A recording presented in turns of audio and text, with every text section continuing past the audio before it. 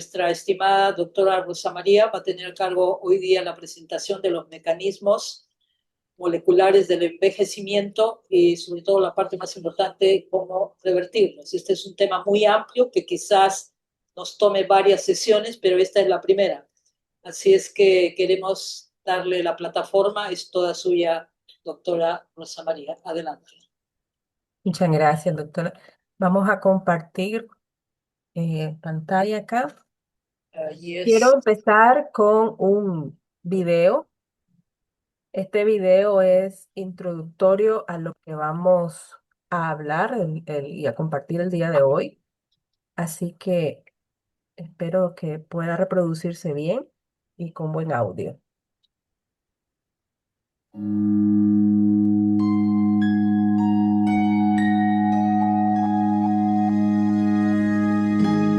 What will your last 10 years look like? Will you be quick enough for a game of tag with your grandchild? Strong enough to embrace every moment?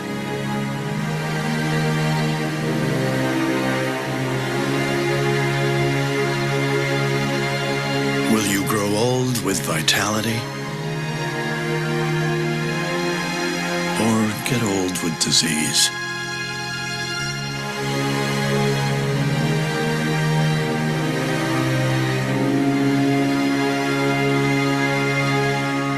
It's time to decide. The average Canadian will spend their last 10 years in sickness. Change your future at makehealthlast.ca.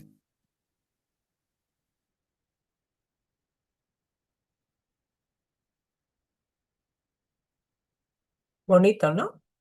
Este video lo realizó el Ministerio de Salud Pública de Canadá como una iniciativa para poder motivar a la ciudadanía a que el envejecimiento pueda hacerse de una manera de calidad. Y no es que estemos en contra del envejecimiento. El envejecimiento, lamentablemente, en este mundo de pecado es algo natural. Sin embargo, la idea es que nosotros, al elegir correctamente hábitos, estilos de vida saludable, podemos tener un envejecimiento lento y de calidad. Y esa es la idea, ¿no? Si ustedes observaron en el video, están dos escenas con un mismo personaje. Y la verdad es que nosotros diríamos, ¿cuál escena es la que nos gusta o la que nos gustaría vivir? La escena en la cual nosotros lleguemos a una edad longeva o a una edad X que Dios nos quiera prestar, pero con calidad, que podamos disfrutar de las cosas que Dios ha creado, de la familia, que podamos jugar con nuestros niños, con nuestros nietos y no estar en una cama de hospital. Así que ese es el objetivo principal de por qué hablar del envejecimiento y principalmente de cómo poder ralentizarlo. Quiero empezar meditando este versículo. En este versículo hay ciencia. Yo siempre digo cuando explico temas de salud y leemos la Biblia, que la Biblia es no solamente nuestra guía espiritual, la Biblia es un libro de ciencia por excelencia. Así que cada versículo, cada vez que uno lea la Biblia, busquemos no solamente el aspecto espiritual, busquemos también esa enseñanza científica que Dios nos quiere dar. Miremos este versículo, Génesis 6:3. Entonces dijo Jehová, no contenderá mi espíritu con el hombre para siempre, porque ciertamente él es carne, pero vivirá 120 años. Fíjense que este versículo en su gran mayoría se ha interpretado como el tiempo de gracia que Dios dio a este mundo en el tiempo antidiluviano para que pudieran acercarse a Dios y pudieran entonces vivir no solamente Noé y su familia. Es decir, muchos teólogos interpretan este pasaje bíblico como el tiempo de gracia que Dios le dio a la humanidad para arrepentirse para que ellos pudieran salvarse, y no solamente Noé. Pero también hay otros teólogos que hacen referencia que este versículo también se trata al tiempo límite o techo de límite de vida que Dios le está dando al ser humano después del diluvio.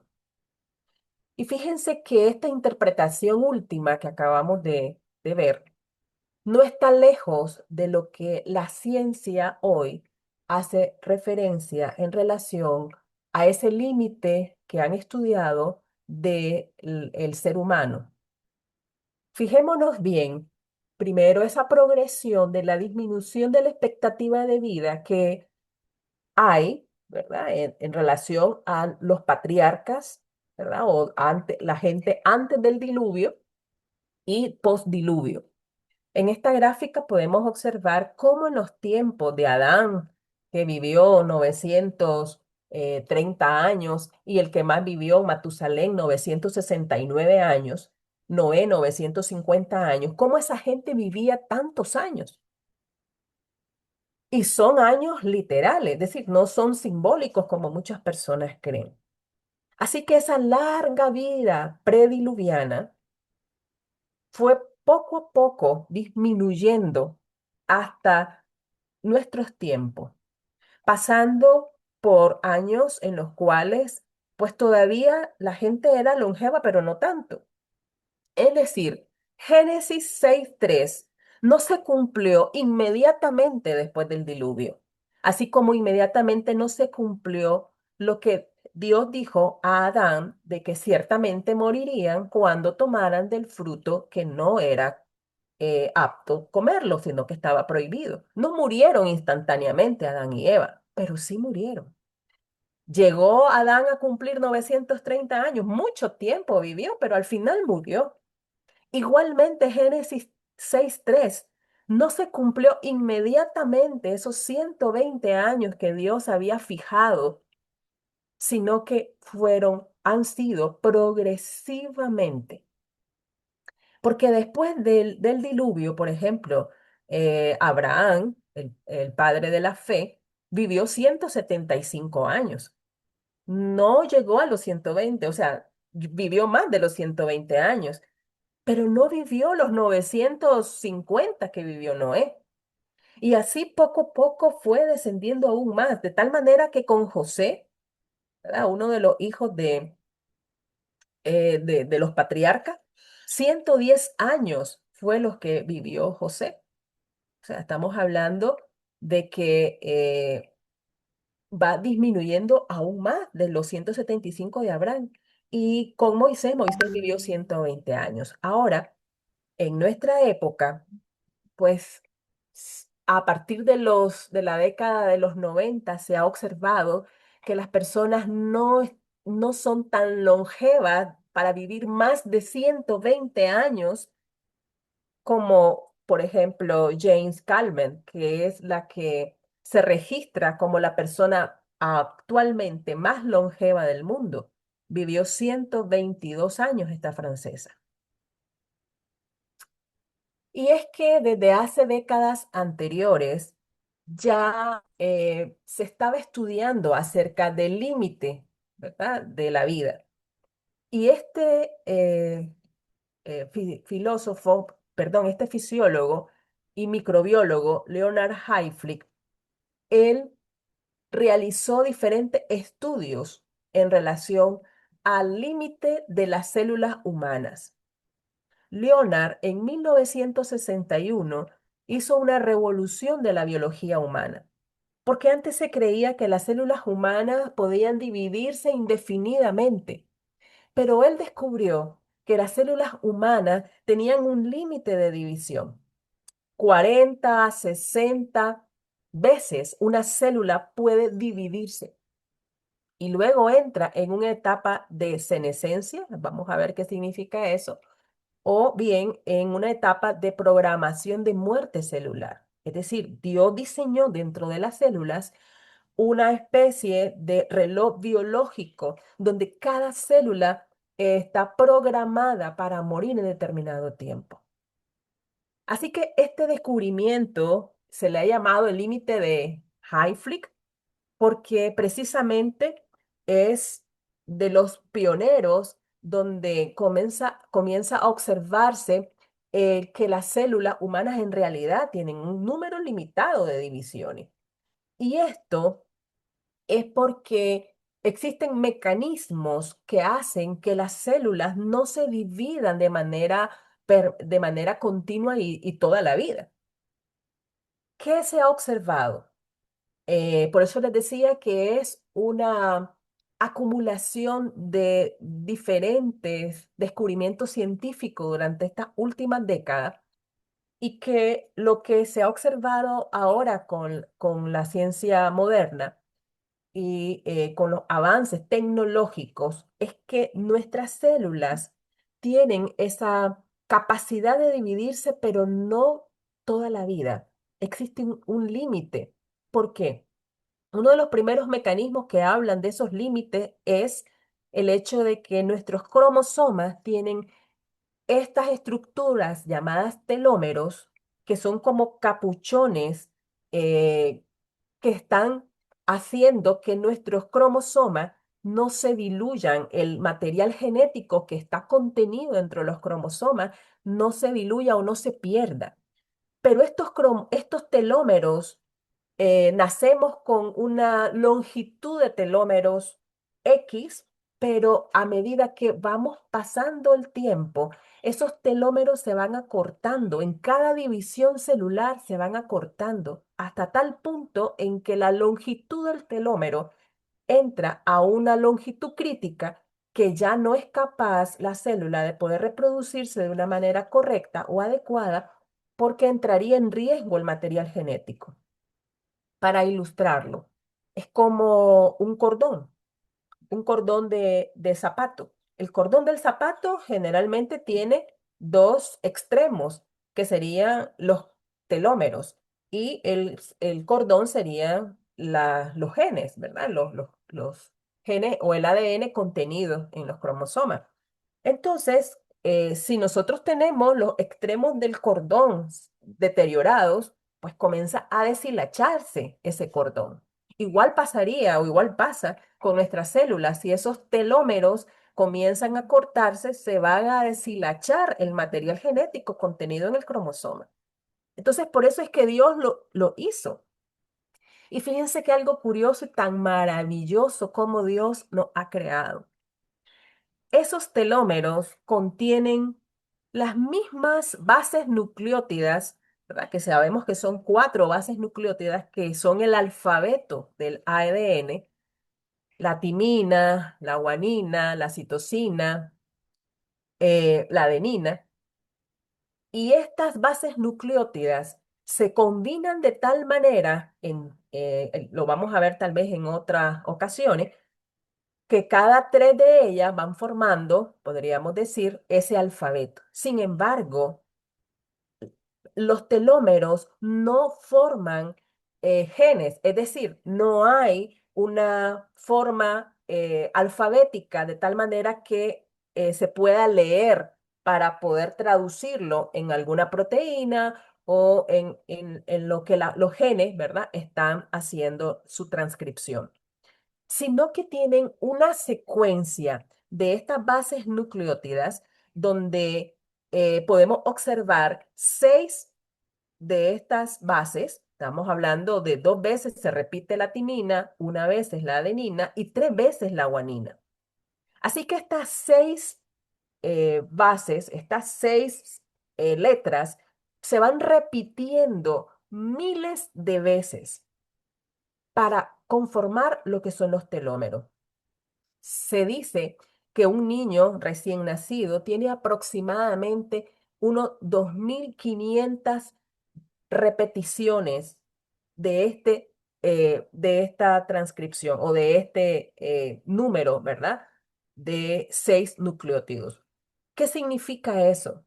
Eso significa que Dios no solamente dejó una, porque si hubiese dejado una con la primer división celular, eso se deshilacha, pero dejó miles porque en cada división celular se van perdiendo aproximadamente entre 30 a 100 repeticiones de estas 6 secuencias o de estos nucleótidos. Es decir, las 6 letras son una secuencia que está repetida miles de veces antes que inicie la secuencia normal del ADN o de los genes que corresponden a ese cromosoma.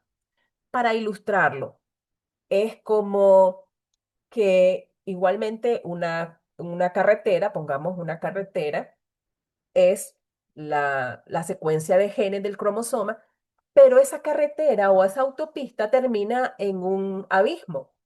Y para que no se vayan los vehículos a ese abismo, pues se le pone una barrera. Pues esa barrera son los telómeros y la autopista son los genes.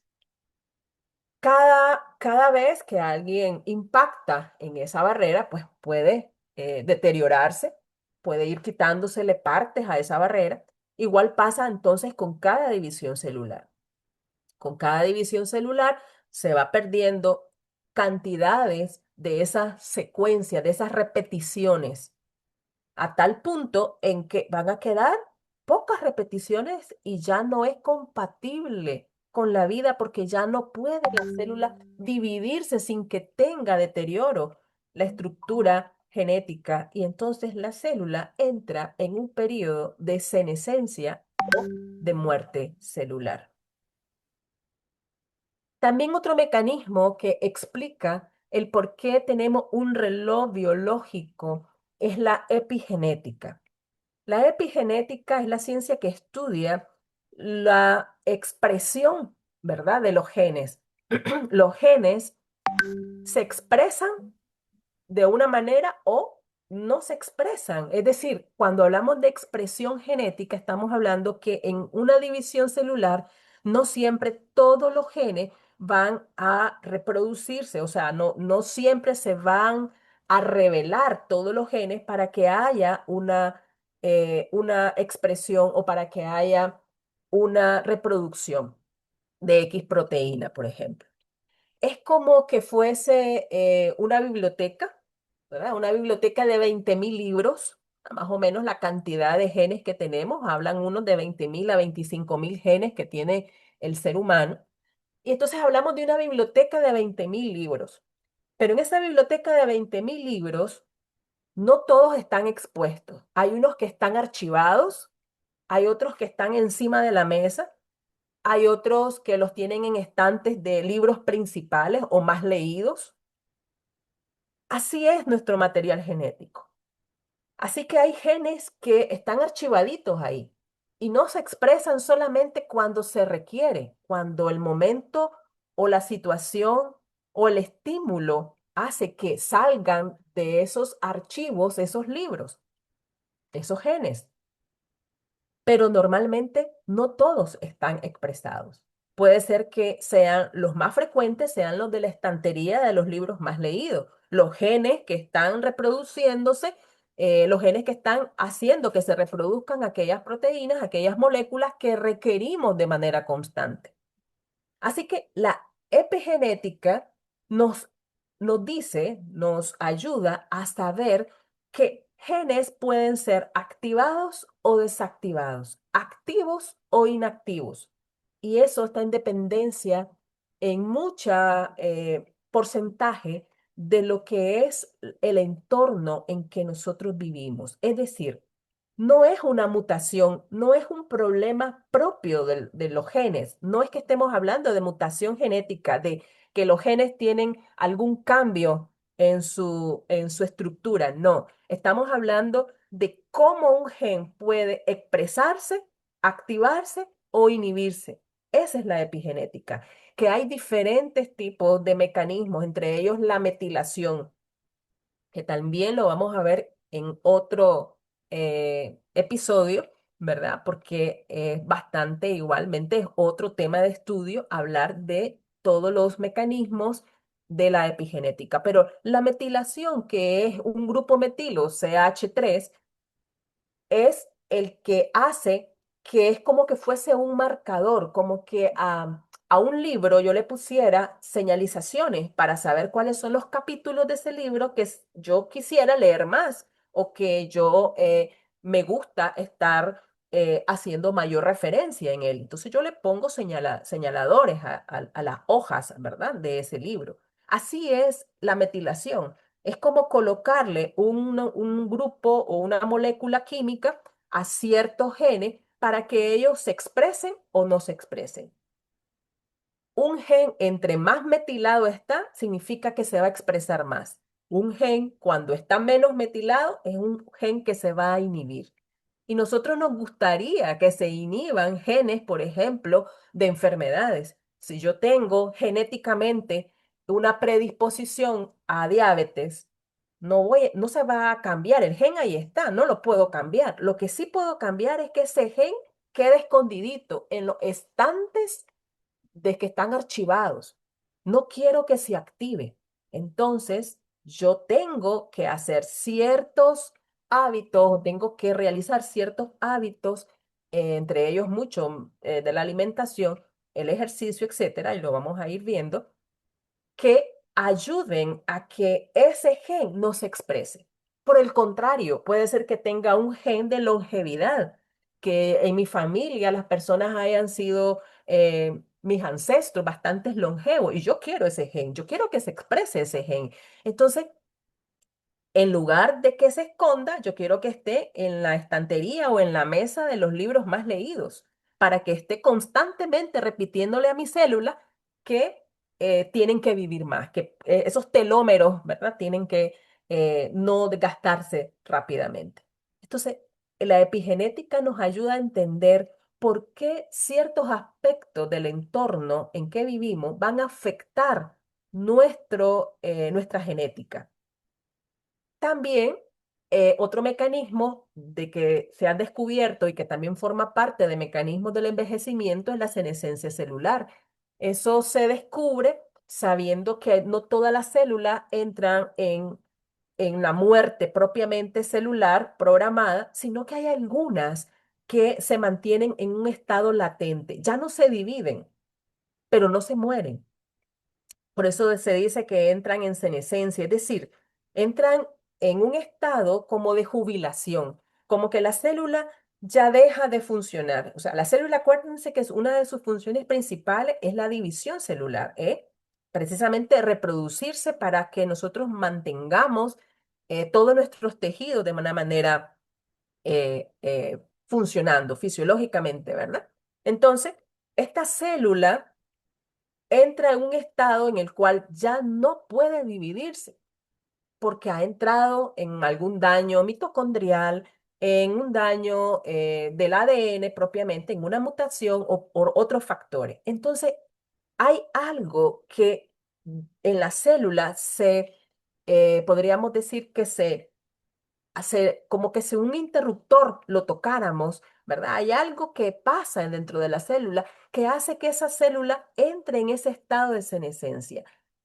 Pero lamentablemente es como la gente que se jubila, ¿verdad? Y comienza a criticar a los jóvenes que están entrando en la etapa de trabajo, que lo hacen mal, que en los tiempos de ellos, por ejemplo, eran mejores las cosas. Es decir, una célula que entra en senescencia generalmente es una célula que va a perjudicar el entorno donde ella vive.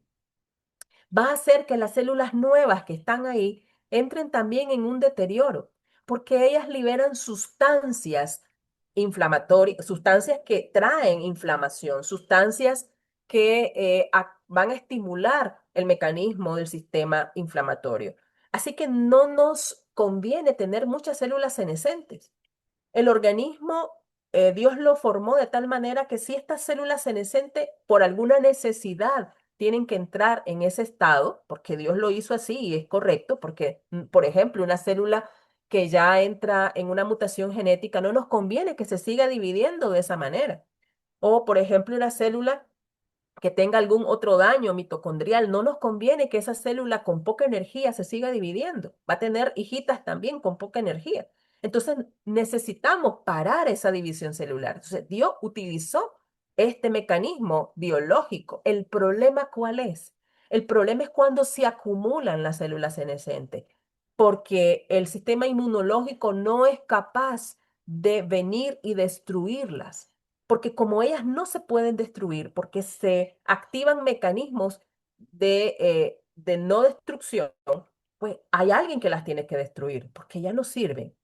Entonces, el sistema inmunológico es el encargado de patrullar por todos nuestros tejidos para saber qué células son las senescentes y destruirlas. Así que, de esa manera, no hay problema. Por eso es que Dios hizo todo bueno y perfecto. El problema es cuando nuestro sistema inmunológico no es competente y entonces las células senescentes se van acumulando, haciendo entonces un foco de inflamación y, lógicamente, trayendo enfermedades consigo, como la base de todas las enfermedades, la inflamación. Así que estos mecanismos son los mecanismos que al irse descubriendo tras décadas han hecho que muchos estudios vengan a confirmar el hecho de que en realidad el ser humano tiene un límite para la vida. Este estudio, publicado en el 2016, donde tomaron diferentes datos demográficos de mortalidad y de longevidad de las diferentes bases de datos grandes, una de ellas está en Reino Unido, tomaron estos estudios, tomaron los datos de cuántas personas, ¿verdad?, llegaron a una máxima edad, por diferentes años, y lograron identificar que a partir de la década de los 90 ya muchas personas les es más difícil llegar después de los 100 años.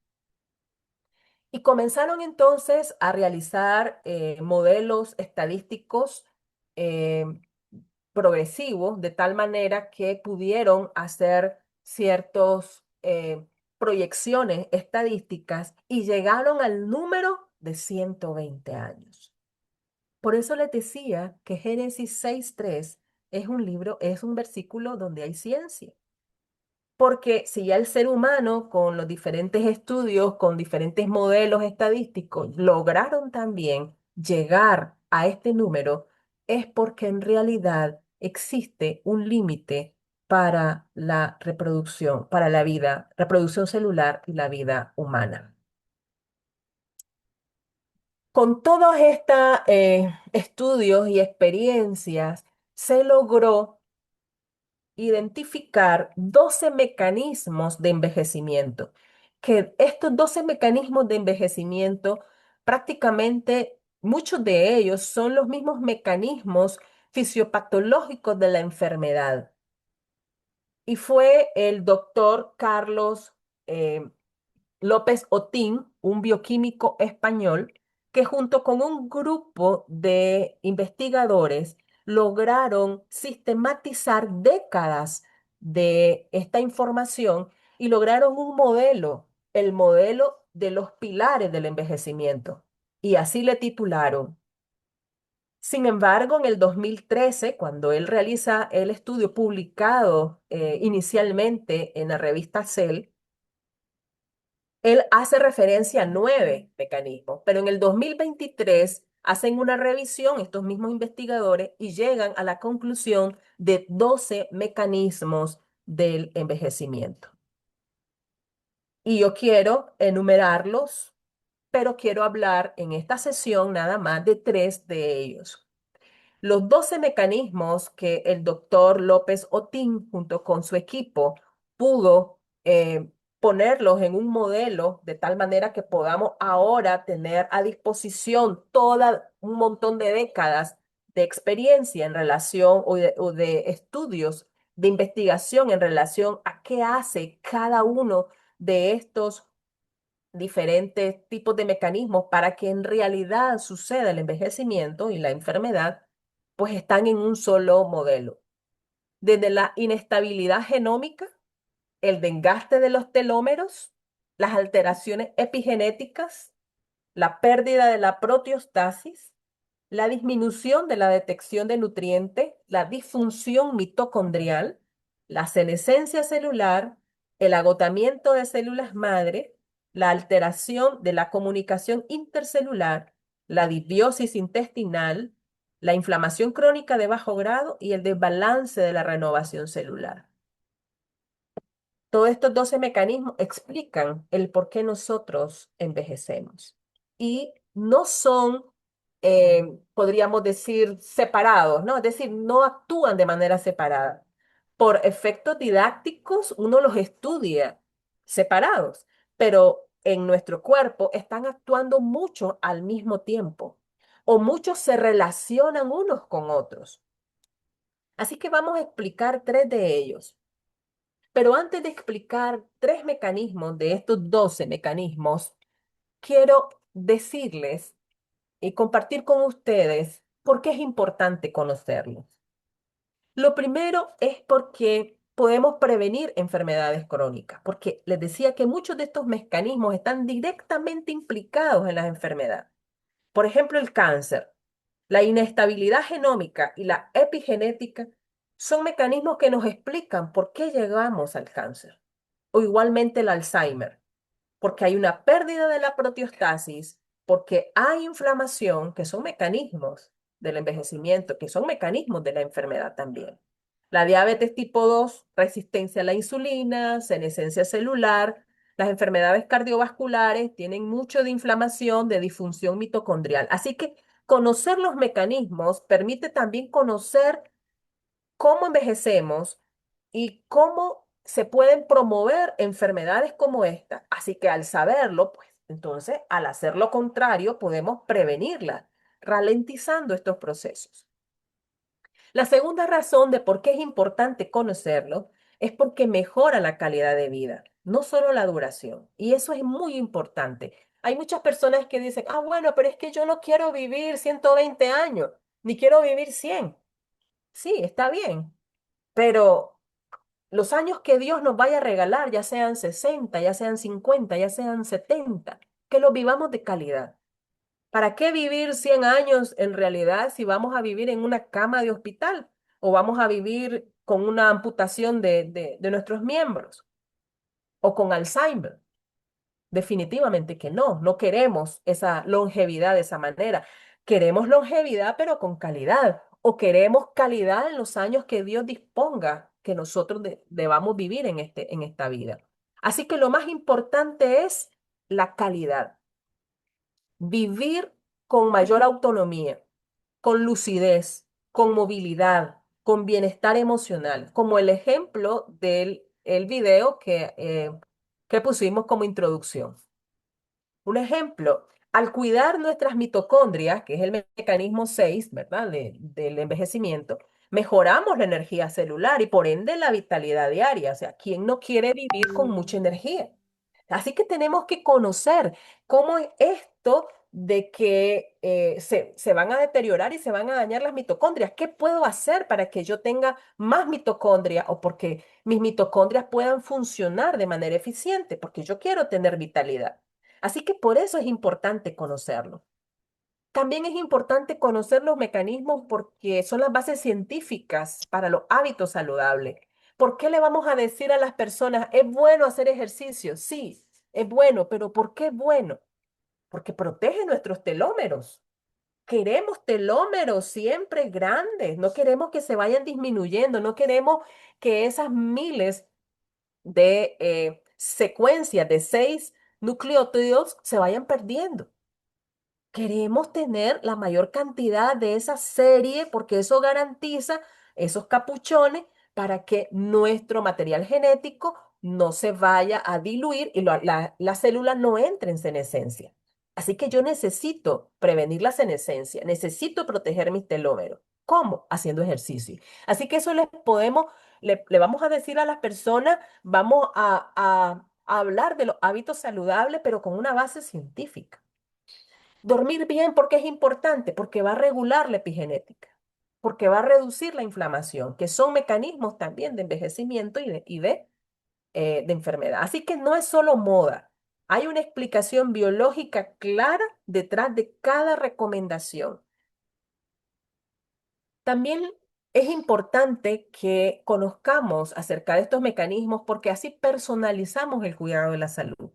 Diferentes personas envejecen por diferentes razones. Algunos acumulan más daño genético más rápido, otros sufren de más inflamación, otros de mayor desgaste epigenético. Así que conocer los mecanismos permite una medicina más personalizada, sabiendo cuál proceso es el que está más alterado y cómo yo puedo actuar de una manera específica. También porque nos va a guiar a las investigaciones y a las terapias futuras, ya sea con fármacos antienvejecimiento, con terapias de células madre, con intervenciones epigenéticas. Así que comprenderlos impulsa avances científicos que pueden beneficiarnos y beneficiar a toda la humanidad, especialmente en el tratamiento de enfermedades relacionadas con la edad. Y por último, la conciencia y responsabilidad sobre el cuerpo. Saber cómo envejecemos a nivel celular, a nivel molecular, nos invita a cuidar el cuerpo desde dentro, con respeto, con conciencia, no por vanidad, no solamente porque es moda cuidar la salud, salud integral, no, es porque yo reconozco que yo no me pertenezco, porque yo soy comprada no solamente creada, sino comprada con sangre por nuestro Señor Jesús. Y que mi cuerpo es el templo del Espíritu Santo, el cual yo debo de cuidar. Así que cuando yo tengo conciencia y respeto por este cuerpo, yo quiero saber cómo puedo hacer que este cuerpo mejore. Así que saber cómo envejecer me va a ayudar a saber cómo entonces yo puedo cuidar de mi cuerpo. Esta cita me gusta mucho, está en el libro Mente, Carácter y Personalidad, tomo 2, de una escritora, una de mis favoritas, se llama Elena G. de White, y esta escritora habla acerca de cómo hay una relación de las leyes, tanto las leyes morales como las leyes físicas, biológicas, con el hecho de que nosotros podamos tener vigor, que podamos tener longevidad. Fíjense que ella, de muchos de sus escritos, escritos en 1890, estamos hablando de siglos anteriores, ya ella en sus escritos hacía vislumbre de lo que la ciencia moderna hoy está corroborando. Miren lo que dice en este escrito. El poder intelectual, el vigor físico y la longevidad dependen de las leyes inmutables. Mediante la obediencia a esas leyes, el hombre puede ser vencedor. Precioso. Cómo ella está vinculando la longevidad a las leyes, leyes de las cuales nos hablan estos mecanismos de envejecimiento. Y es que la verdad, cada vez que nosotros podemos estudiar más profundo acerca de los mecanismos, de cómo fuimos formados, de cómo es nuestra fisiología, nuestra anatomía, de cómo funciona nuestro cuerpo. Y eso que con limitaciones aún, porque los propios científicos saben que todavía están descubriendo cosas y hay cosas que no se han descubierto. Así que imagínense ustedes cuántas cosas más, si todavía no viene Jesús en gloria, podemos conocer en estos años venideros, pero con lo que ya conocemos nos damos cuenta de que somos una obra maravillosa, como lo dice el salmista. Y por eso alabamos la creación del Señor. Así que entremos en materia. Hablemos de estos tres mecanismos del envejecimiento. Quiero hablar de la pérdida de la proteostasis. ¿Qué significa proteostasis? Proteostasis viene de una palabra compuesta que de proteínas, proteo, y stasis, que es equilibrio. Así que ya con solo la palabra conjugada, compuesta, podemos entender que la pérdida de la proteostasis es la pérdida del equilibrio de las proteínas. ¿Equilibrio en qué? El equilibrio en la producción de proteínas y en la calidad de las proteínas. ¿Qué son las proteínas? Las proteínas son moléculas, eh, compuestos, se le llaman macronutrientes porque son las necesitamos en mayor cantidad que los micronutrientes, que serían las vitaminas, los minerales. Así que los macronutrientes son los carbohidratos, los lípidos y las proteínas. Así que las proteínas forman parte de estos macronutrientes. Descubiertos también en décadas pasadas por biólogos orgánicos cuando comenzaron a ver cómo estaban compuestos los alimentos y comenzaron a notar que tenían diferentes tipos de moléculas, estos alimentos, y entre ellos las proteínas.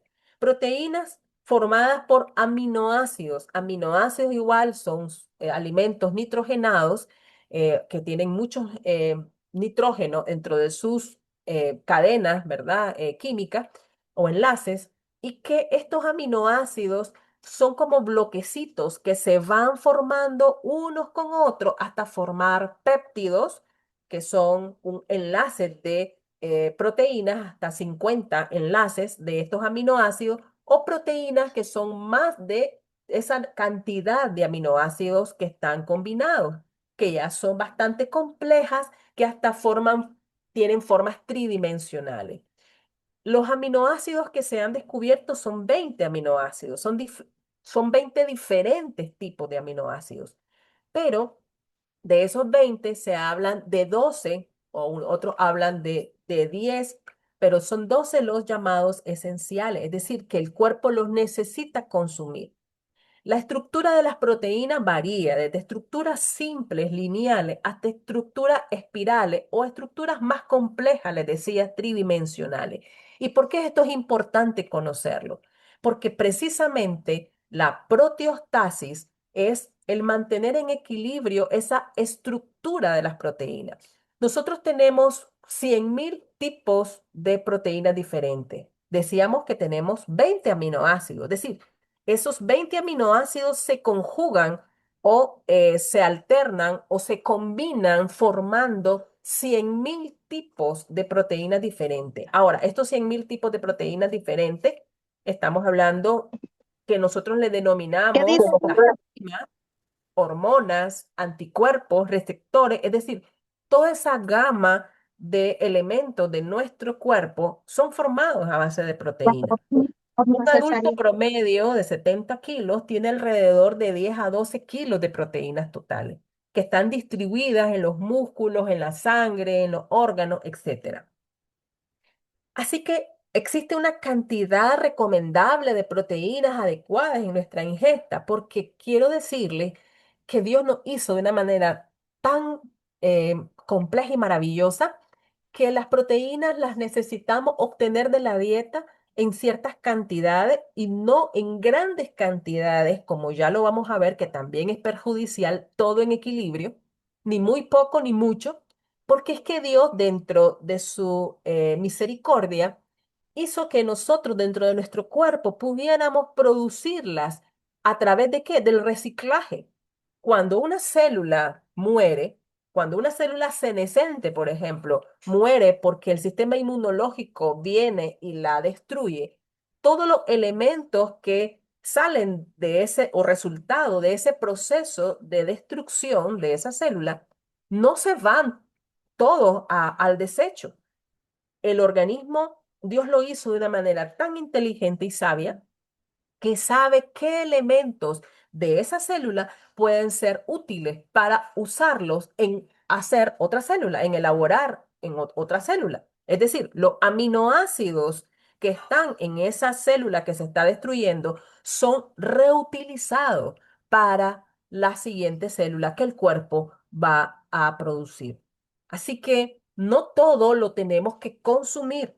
Las cantidades adecuadas para consumir proteínas son según el tipo de persona. Si es un atleta en entrenamiento intenso, bueno, la cantidad de proteínas tiene que ser mayor, pero no así una persona sedentaria, ¿verdad? Si consume mucha proteína, pues va a perjudicar su organismo porque vamos a ver qué pasa cuando estamos ante la ingesta de muchos nutrientes y entre ellos la proteína.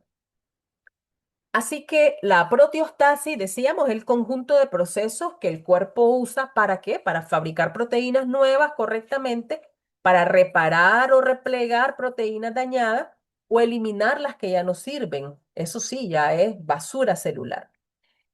Entonces, cuando se pierde esta proteostasis, cuando se pierde ese equilibrio en la fabricación de proteínas nuevas, cuando no fabricamos proteínas nuevas correctamente o cuando no se reparan las que están dañadas o no eliminamos las que ya no sirven, entonces entramos en ese proceso de envejecimiento precoz. Así que pasa si se pierde la proteostasis. Bueno, las proteínas se van acumulando malformadas, como que fuese mucha basura en la casa. Y eso interfiere con el trabajo celular y causa daños. Imagínese usted su área de donde usted elabora sus alimentos, la cocina. Si ahí hubiese un montón de desechos, usted nunca saca esos desechos. ¿Cómo va a poder cocinar? ¿Cómo va a poder realizar la siguiente comida? No va a poder, porque va a tener la cáscara del banano, va a tener todo dañado, ¿verdad? Todo su área de trabajo, un montón de basura.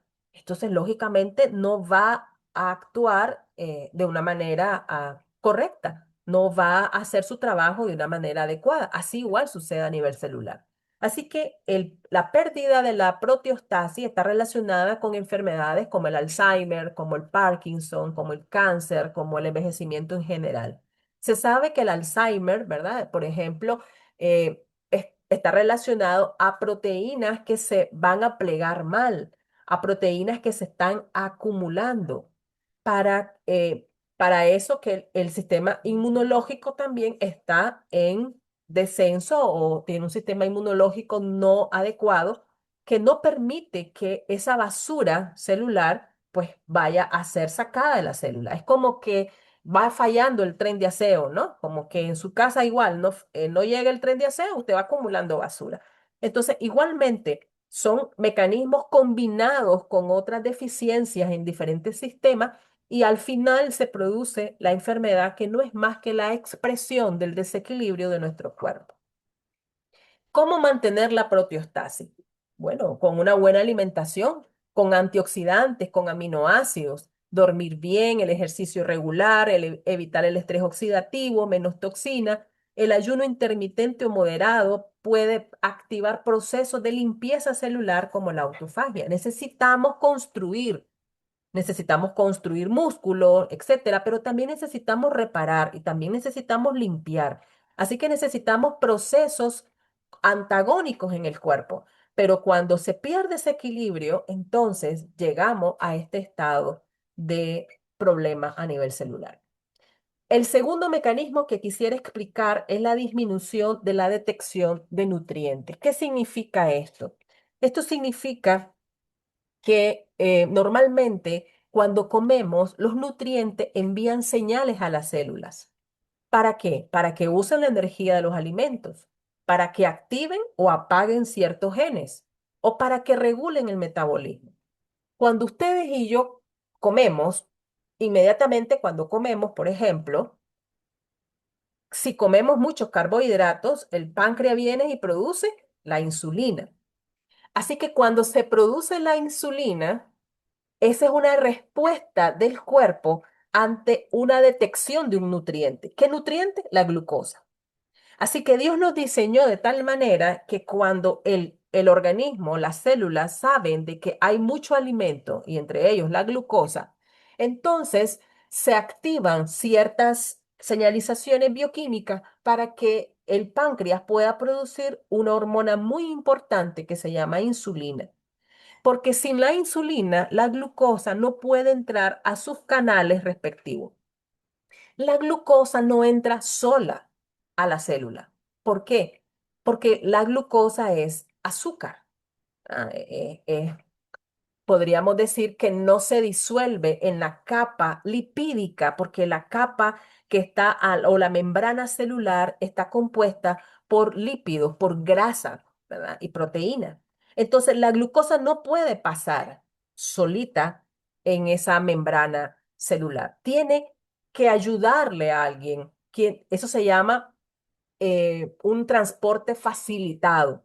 Así que la glucosa tiene ciertos transportadores, ciertos canales donde al abrirse ese canal, ella sí puede entrar dentro de la célula.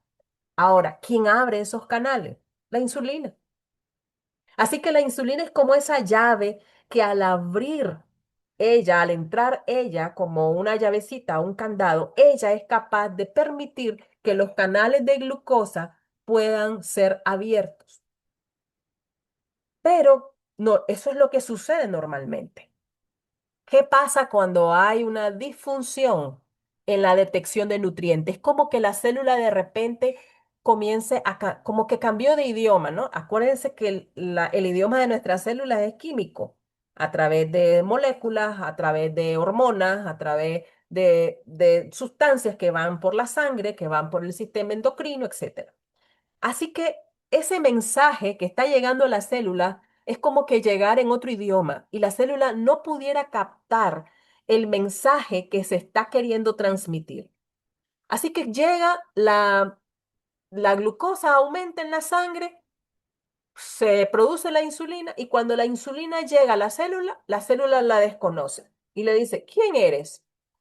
Y no la deja que entre a su candado. Ella es la llave que va a abrir un candado, pero no llega la insulina, viene y no puede desenllavar, porque si ella no se ancla en su receptor, eso se le llama receptor en la célula, no puede luego abrir los canales de glucosa.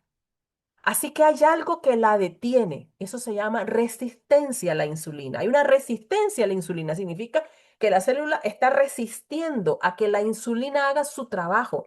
Está resistiendo a que la insulina pueda anclarse a su receptor. ¿Por qué? Bueno, por diferentes mecanismos. Y vamos a explicar un poco alguno de ellos. Pero la verdad es que hay una resistencia. Ya no, entonces la glucosa va a poder entrar, porque mientras no se abra ese candado, no se abre el canal de la glucosa. Y la glucosa queda entonces atrapada en el torrente sanguíneo, haciendo desastre por todos nuestros tejidos.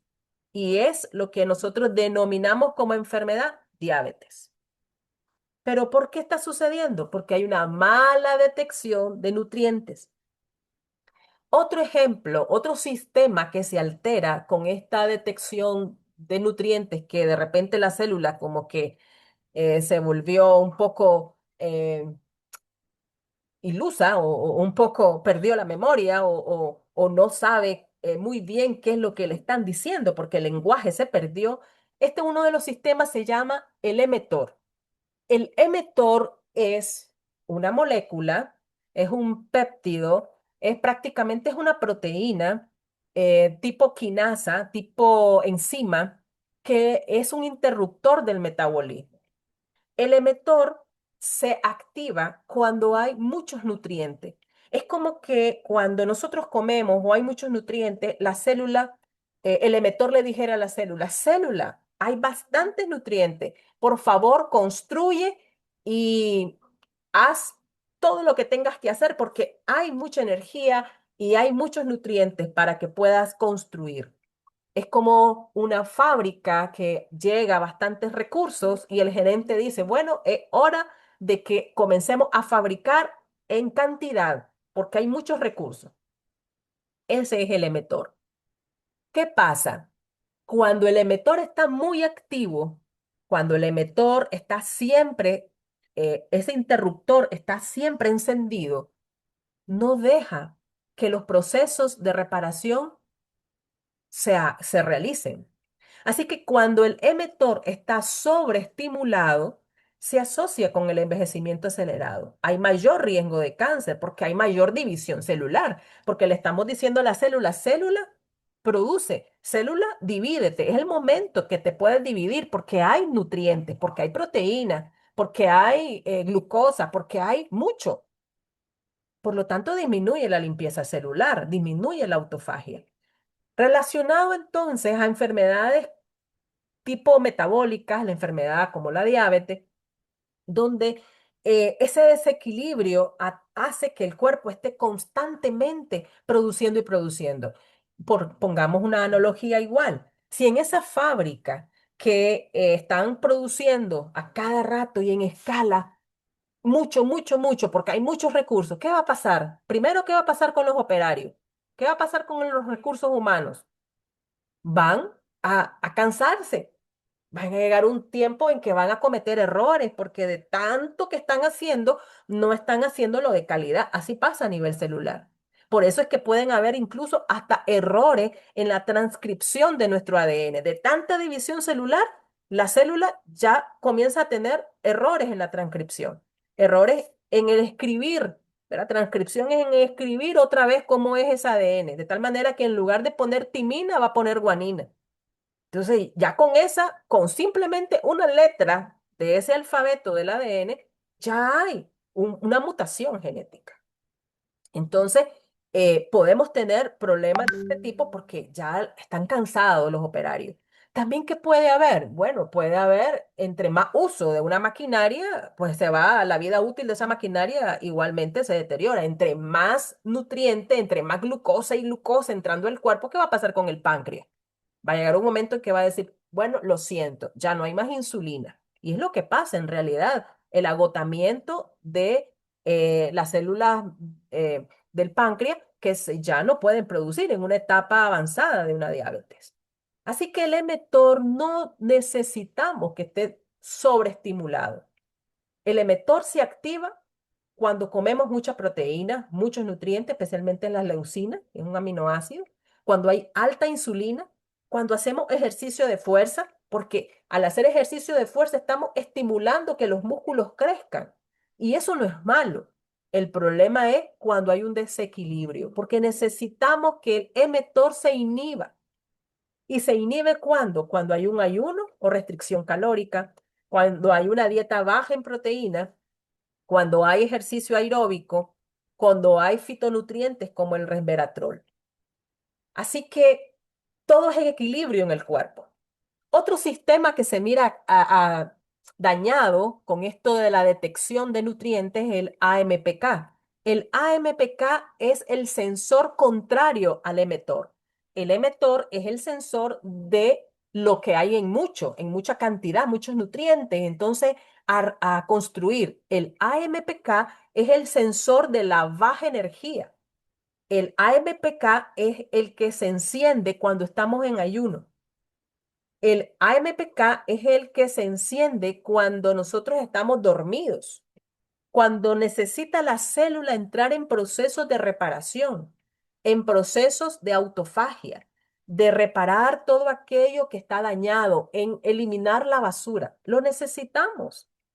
Necesitamos procesos de construcción y procesos de reposo, de reparación, de autofagia. Así que cuando nosotros comemos mucho, pasamos comiendo, hay personas que me dicen, doctora, yo como 5 veces al día porque eso es lo que me han orientado. Lamentablemente, pues algunas personas, colegas del ámbito de la salud, pues no entiendo por qué y no es motivo de examinarlo, pero sí envían ese tipo de dietas, ¿verdad? De 5 veces comer o muchas veces comer al día, pero no tiene base fisiológica. Porque al comer y comer en exceso o comer y comer repetidamente, estamos estimulando ciertos sistemas de nuestro cuerpo que no nos conviene estimularlos, sino que debe de estar en equilibrio. Así que cuando comemos y comemos en exceso o comemos repetidamente, entonces no le damos paso a que se active el AMPK, sino que está el mTOR sobreestimulado. El sensor de la baja energía no se activa nunca, porque ¿cuándo vamos a tener baja energía si estamos comiendo a cada rato o estamos comiendo en grandes cantidades? Así que necesitamos tener al AMPK activo también. Así que ¿cómo es que sucede esa mala interpretación? Bueno, ya dijimos, comer constantemente. Las células se acostumbran a esa señal hasta que llegan a ignorarla. Una analogía. Es como que alguien en una casa tenga un timbre y cada persona que llega a su casa, pues toca el timbre, ya, bueno, ya sabe uno, va a la puerta para ir a abrir, alguien está tocando a la puerta. Pero si llegan, por ejemplo, que generalmente los niños, ¿verdad? Hacen eso, van y tocan de manera, por juego, por vagancia, decimos aquí, tocan una y otra vez ese interruptor, ese timbre, y la persona va y cuando de repente mira correr a un montón de niños que van riéndose, dice, ay, son los chavalos. Y vuelve a pasar lo mismo y vuelve a pasar lo mismo. Ya la persona dueña de la casa, ya cuando tocan el timbre ya no va. ¿Por qué? Porque dice, no, son los niños. Y a lo mejor sí es alguien que llega a su casa a visitarlo. Pero como ya se acostumbró a que están tocando y tocando y tocando, entonces ya lo ignora. Eso pasa a nivel celular. Es tanta la glucosa que llega y llega y llega, que ya entonces la insulina ya no es bien recibida en la célula. Ya el cuerpo ignora a la insulina. El sobrepeso, la grasa visceral, libera sustancias inflamatorias que alteran esas señales bioquímicas. La falta de ejercicio igual hace que las células se vuelvan menos sensibles a las hormonas. Y como hay menos sensibilidad a las hormonas, ya las hormonas no pueden actuar como deberían de actuar. No llegan a su receptor. El receptor le es, eh, podríamos decir, bueno, no reconocido por ellas. La falta de sueño aumenta la resistencia a la insulina y los desajustes hormonales. El estrés crónico también, al aumentar el cortisol, interfiere con señales celulares. Y el último mecanismo que quiero explicar en esta mañana, de esos 12 mecanismos, es la disfunción mitocondrial. También con solo el nombre entendemos que la mitocondria ya no hace la función que debe de hacer, sino que hay una disfunción. Ya la mitocondria entonces ya no hace la función de ser una central energética, sino que se daña esa central energética. Las mitocondrias son organelos dentro de nuestras células muy, pero muy importantes, porque son esa base, esa central energética del cuerpo. Tenemos entre 100 a 2000 mitocondrias en una célula. Imagínense qué diferencia. Incluso hay células que tienen más de 2000, pero el promedio está ahí. Pero hay células, por ejemplo, el músculo cardíaco, que tiene 8000 mitocondrias en cada célula. ¿Se imaginan ustedes? Cada célula, cada célula de nuestro corazón tiene 8000 mitocondrias. ¿Por qué? Porque entre más funciones de energía o entre más funciones realiza esa célula o necesite mayor capacidad para funcionar, pues va a tener más mitocondrias. El corazón no deja de funcionar 24/7, se nos para el corazón, hasta ahí llegamos. Así que la cantidad de años que tenemos en esta tierra es la cantidad de años en que está funcionando sin parar ese miocardio. Por lo tanto, estas células tienen la mayor cantidad de mitocondria. Las células nerviosas igualmente tienen 2000 a 5000 mitocondrias porque necesitamos rápidamente pensar, analizar, hacer diferentes tipos de funciones nerviosas, ¿verdad? Que mover el músculo. Yo estoy ahorita, por ejemplo, hablando, estoy analizando lo que estoy viendo, estoy realizando diferentes tipos de funciones al mismo tiempo. Así que en todo ello interviene mi sistema nervioso. Mis neuronas están funcionando al vapor. Por eso necesitamos más mitocondrias. Hay unas células que ya no necesitan tantas mitocondrias, ¿verdad? Como la piel, por ejemplo. Pero sí, todas lo requieren.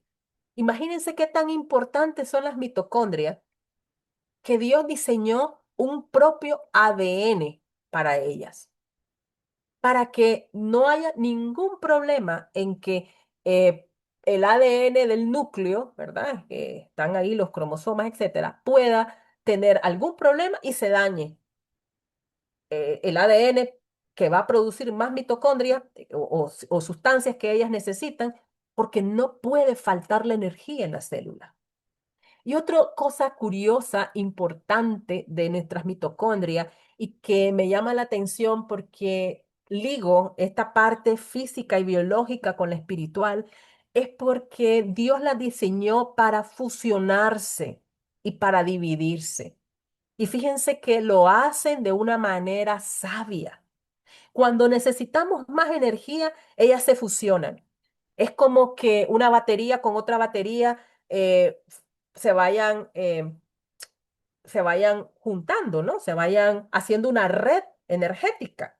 ¿Qué vamos a tener más energía si fusionamos dos baterías? En una planta energética, por ejemplo, imagínense una planta energética con solo un transformador o con solo una base energética, muy poco. Pero si unimos diferentes bases energéticas en una planta energética, vamos a obtener más energía.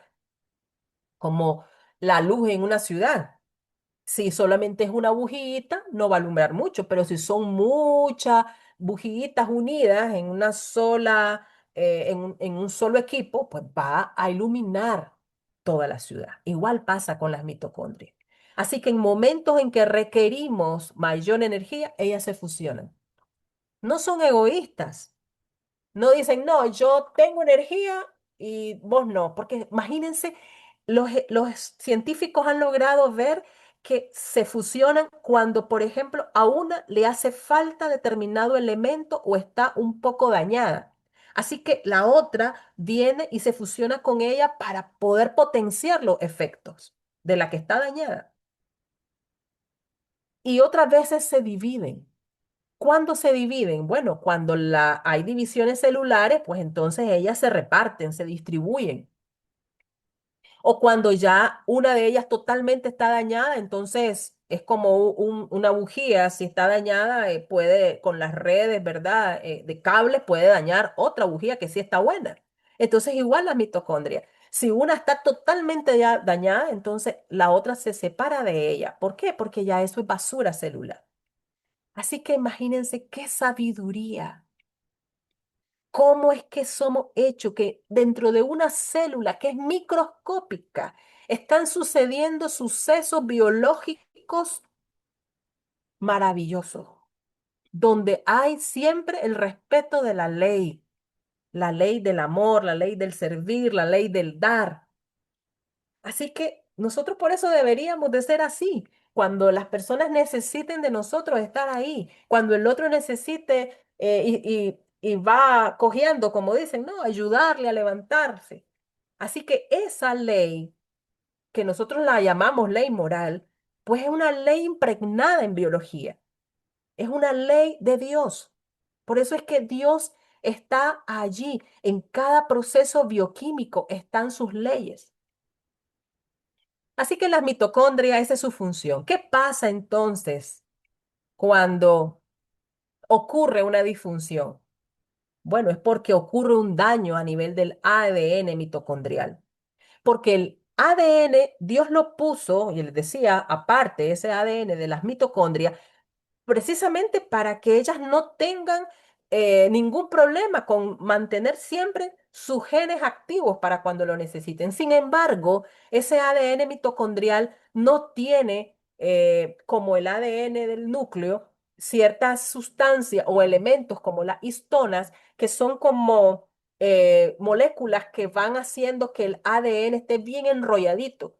Aquí el ADN mitocondrial no lo tiene, entonces es más susceptible de ser dañado.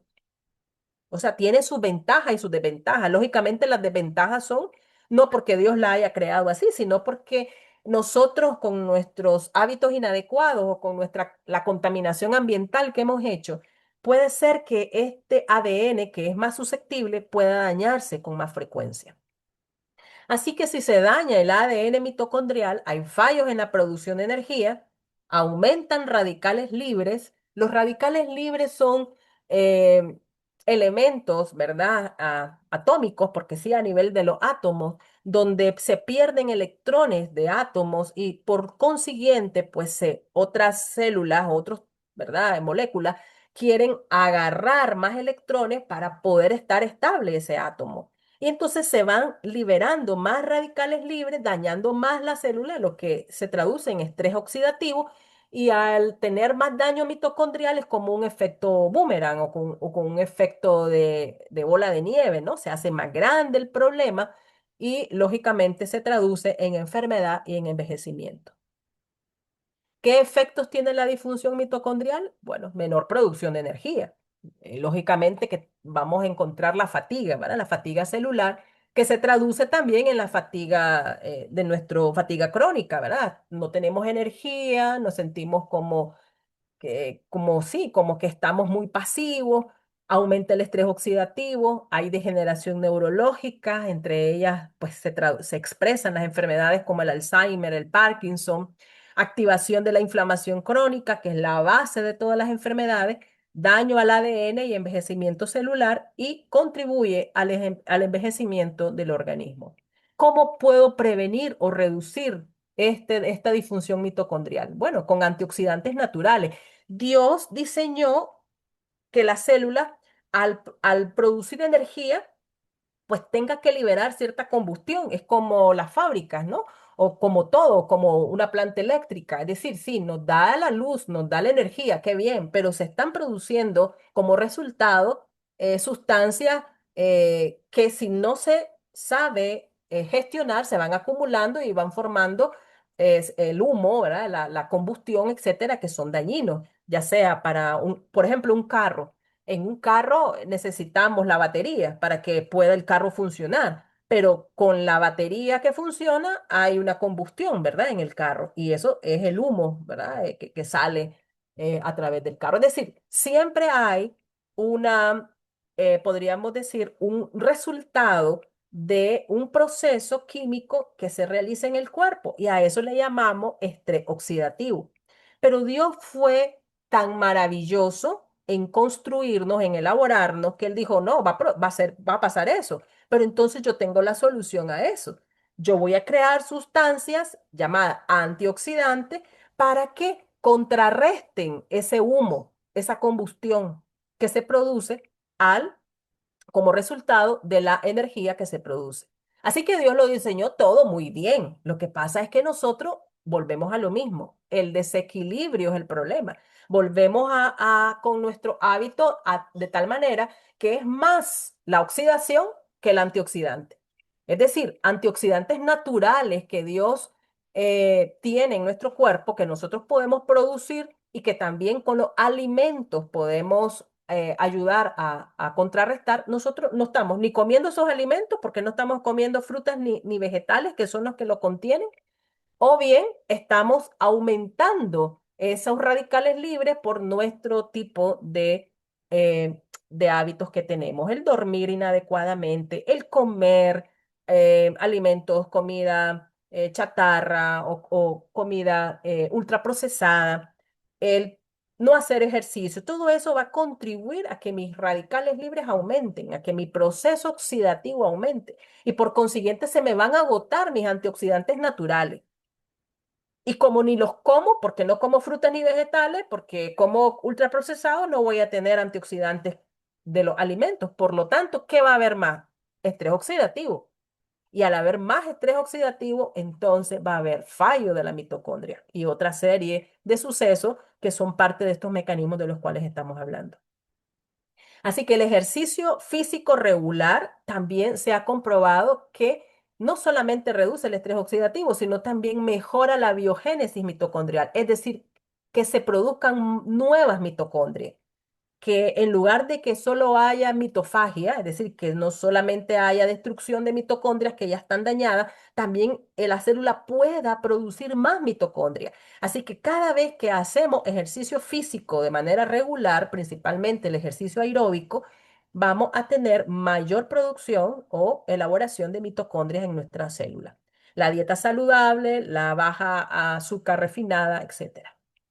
Así que, mis estimados amigos, podríamos resumir este tema como el hecho de que Dios nos ha formado de una manera maravillosa y que Él en su misericordia nos ha concedido la gracia de que nosotros mismos tenemos dentro de nuestro cuerpo una fábrica de mecanismos para compensar todos los daños que puedan ir ocurriendo. Pero si nosotros hacemos de nuestro cuerpo que él entre en un estado de estrés porque hay un desequilibrio de esos mecanismos que Dios ya formó, lógicamente que va a venir la enfermedad. Miren qué lindo este pasaje bíblico. Lo encontramos en Job, capítulo 10.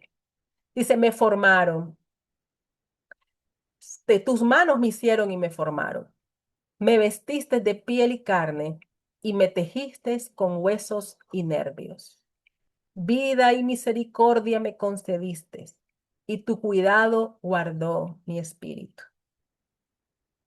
Cada latido cardíaco, cada respiración, cada mTOR que se activa, cada MBK que se activa, ahí está la misericordia de nuestro Dios.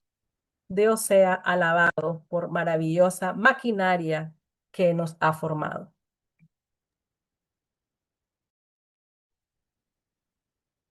Doctora Rosa María, bueno, hemos tenido el grande privilegio de poder escucharla y, y de ver realmente a través de los ojos de la ciencia la maravilla que Dios ha hecho para cada actividad humana, para que nosotros seamos capaces de desarrollar todas las facultades que Dios ha puesto en el mortal ser humano. Y es nuestro privilegio poder seguir y continuar conociendo eso. Así es que la vamos a tener de nuevo, probablemente en agosto, porque tenemos otras dos presentaciones. En agosto tendremos 2 semanas de vacaciones, pero luego continuamos con la serie. Así es que queremos agradecerle, doctora Rosa María, e invitarla también para las próximas sesiones. Agradecemos también por la presencia de cada uno de los que han venido. Queremos ya, bueno, también quiero decir que la doctora Rosa María es parte del equipo de ISNATUR, es una de nuestras profesoras que también tendrá a su cargo un par o más quizás de asignaturas en la carrera de naturopatía. Así es que bueno, doctora Rosa María, bienvenida para las próximas sesiones. Nos despedimos y creo que si no hay preguntas, no sé si hay alguna pregunta, creo que tenemos unos 5 minutos para preguntas.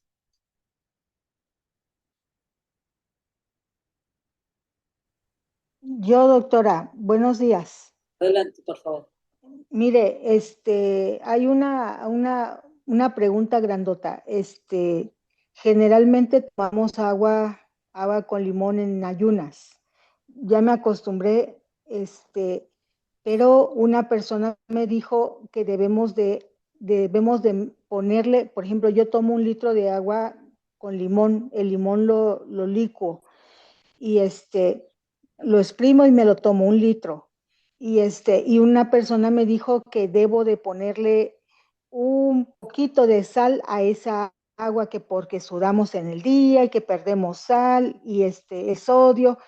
Yo ya he consultado varias fuentes y me dicen que no. Yo soy de alguna manera propensa a la presión alta, propensa. No siempre la mantengo alta, pero cuando yo, por ejemplo, tengo mucho estrés, cuando voy a un lugar donde hay mucho calor, ahí es donde ya veo yo que se me sube la presión. O sea, esa es que se me sube, ¿no? Generalmente la mantengo normal, pero me dicen, hay que ponerle sal. Esa es la pregunta, ¿sí o no?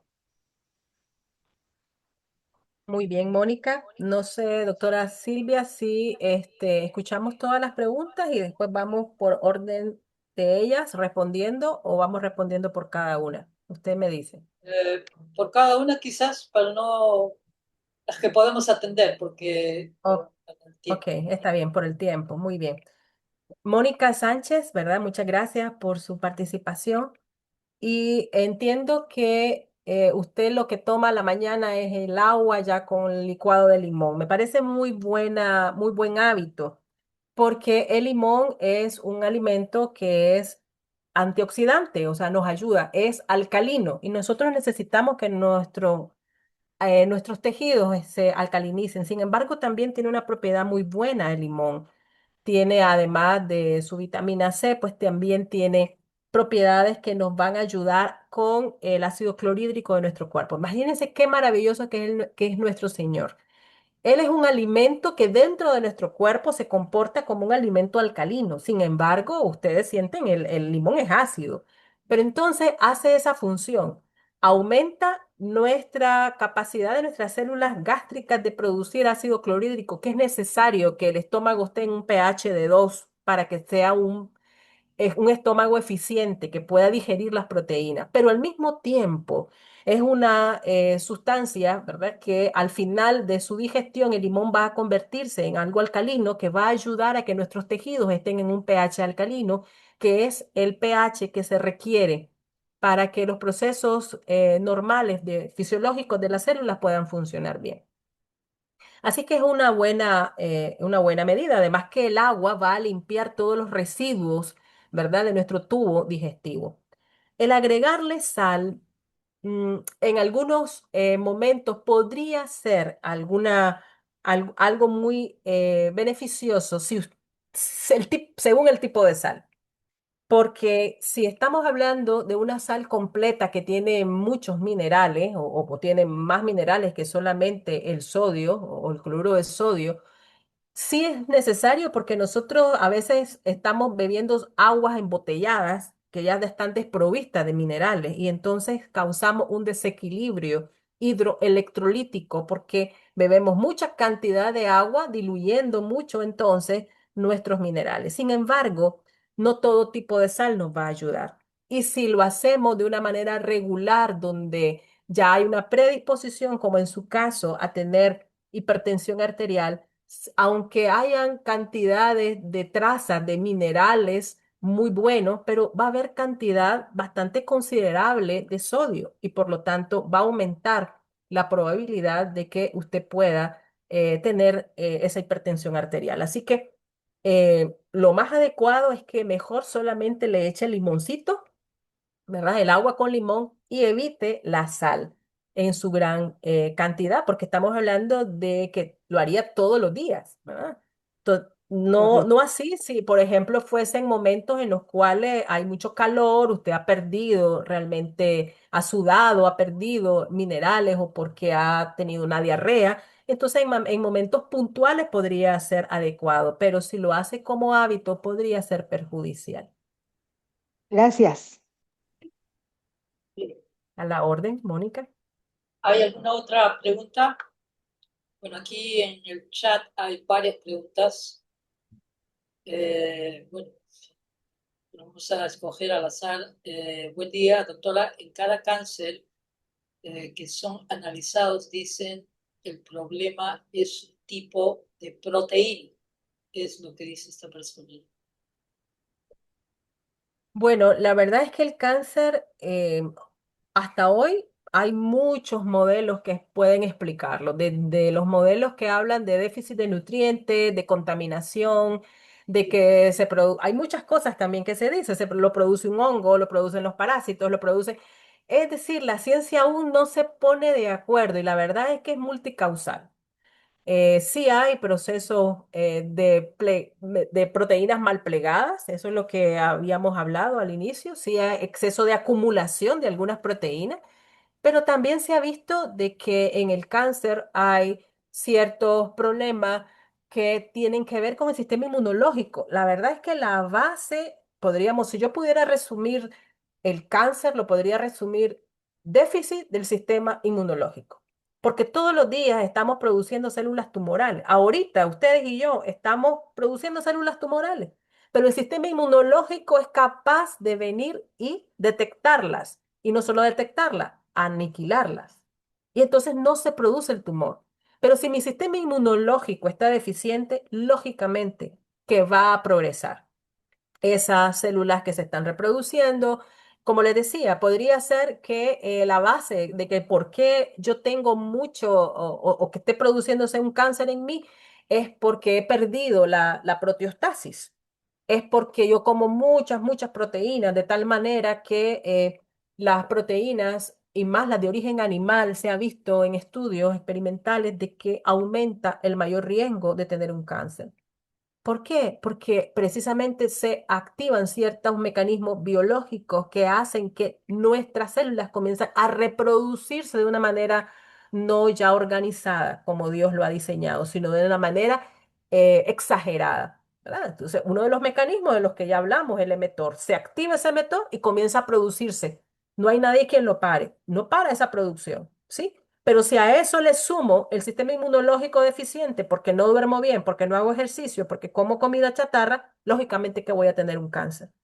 Entonces son varios mecanismos, no solamente es que solo aislaron una proteína, no, hay muchas cosas detrás de eso. Sí, sí, es multifactorial, como todas las enfermedades crónicas. No es solo un factor, sí.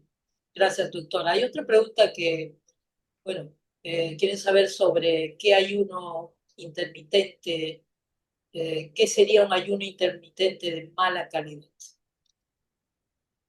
El de mala calidad es aquel donde usted no tiene conocimiento. Sí. Porque hay personas que se dejan llevar, esto es moda en las redes sociales, el ayuno intermitente, y entonces no desayunan y almuerzan hasta las 2 de la tarde. Y bueno, malísimo, malísimo. Porque ya también los estudios hacen referencia a que los tiempos de comida, que si comemos dentro de las horas del ciclo circadiano, eso nos va a traer salud. Es que Dios lo hizo todo perfecto. El día lo hizo para comer y la noche la hizo para reparar. Por lo tanto, disculpen, por lo tanto, eh, el solo hecho de comer en horas no adecuadas, por ejemplo, ya puede ser un problema en nuestra salud.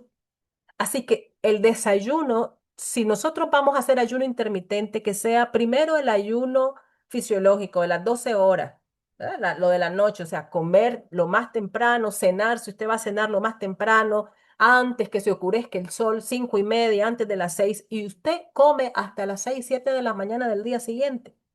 Ese es un ayuno fisiológico de 12 horas. Así que eso, empecemos primero por eso, por hacerlo de manera correcta, el ayuno fisiológico cenando temprano. Pero si usted ya quiere tener más beneficios de ayuno, porque la Biblia está llena de personas que ayunaron y lo hicieron no solamente por fines espirituales, como les decía, la Biblia es un libro de ciencia, también ayunaron porque querían que su lóbulo frontal estuviera más claro, más eficiente, porque cuando nosotros ayunamos se activan ciertas sustancias, entre ellas sustancias como el butirato, ¿verdad? Que comienza a producir la célula que le encanta a la neurona y somos más eficientes. Por eso cuando estamos en ayuno podemos lograr tener más claridad mental.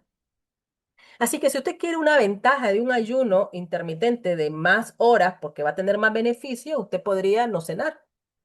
Entonces desayuna, almuerza a la 1 de la tarde, por ejemplo, y ya vuelve a comer hasta el día siguiente a las 7 de la mañana, 8 de la mañana. ¿Cuántas horas de ayuno? Más de 12 horas, 14, 16 horas. Y ya con eso tiempo de ayuno, ese ayuno ya me ayuda a que se activen mecanismos de autofagia, por ejemplo, ¿verdad? Que la célula comienza a eh, matarse ella misma, por eso se llama autofagia, comerse ella misma. Es decir, comienzan mecanismos de reparación celular, de eliminación de la basura celular, y eso es muy bueno para nosotros. Así que cuando nosotros hacemos el ayuno intermitente de esa manera, no cenando, es el mejor ayuno. Así que todo lo otro sería el malo, el de mala calidad, el no desayunar o el pasar mucho tiempo, ¿verdad? En este proceso, porque todo tiene su tiempo también, como Dios lo dejó en su palabra, ¿verdad? En Eclesiastés 3. Así que hay momento de comer y momento para no comer.